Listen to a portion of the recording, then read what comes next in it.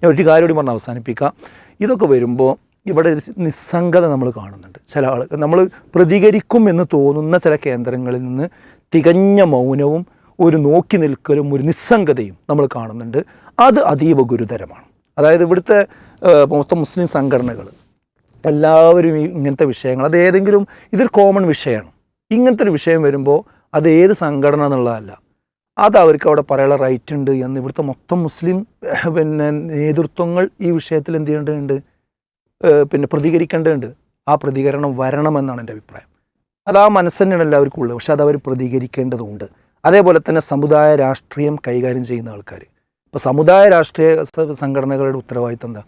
ഇവിടെയുള്ള സാമുദായിക മതസംഘടനകൾക്ക് ഇവിടെ രാജ്യം അനുവദിക്കുന്ന സ്വാതന്ത്ര്യം അനുവദിച്ചുകൊണ്ട് പ്രവർത്തിച്ച് മുന്നോട്ട് പോകാനുള്ള ഒരു പരിസരം ഒരുക്കി കൊടുക്കേണ്ട ധാർമ്മിക ഉത്തരവാദിത്തം സമുദായ രാഷ്ട്രീയ നേതാക്കന്മാർക്കുണ്ട്.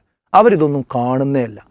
അത് കുറച്ചുകൂടി പേരെടുത്ത് പറഞ്ഞാൽ തന്നെ ഇപ്പോൾ എം എസ് എഫിനെ സംബന്ധിച്ചിടത്തോളം ഇത്തരമൊരു വിഷയം വരുമ്പോൾ ഇത് അവർക്ക് റൈറ്റ് ഇല്ലേ, എന്തിനാണ് അവർ ചാപ്പയടിക്കുന്നത് എന്ന് ചോദിക്കേണ്ട ഉത്തരവാദിത്തം അവർക്കുണ്ടെന്ന് ഞാൻ മനസ്സിലാക്കുന്നത്. പക്ഷെ അവരുടെ ഒരു ചോദ്യം, ഒരു പ്രസ്താവനയോ ഈ ചാനലുകളിലും ഒക്കെ ഈ രീതിയിലൊക്കെ വന്നിട്ടും ഒന്നും കണ്ടിട്ടില്ല.